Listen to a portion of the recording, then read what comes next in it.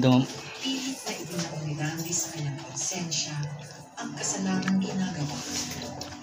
Ano ba?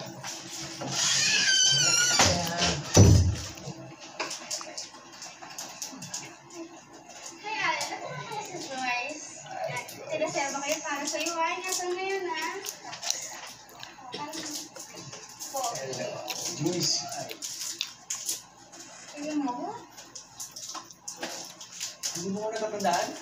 Ano naging customer ba kita dati? Pwede ba mo sa akin siya? Ano nga? Ikaw na type na. Teka, magkano ba? Nagdadagdag ako.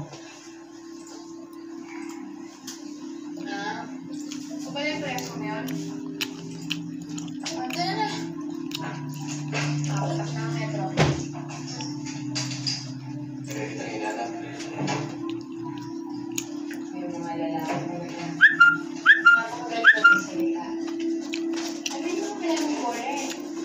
Ang mga lalaki, magalingan ko.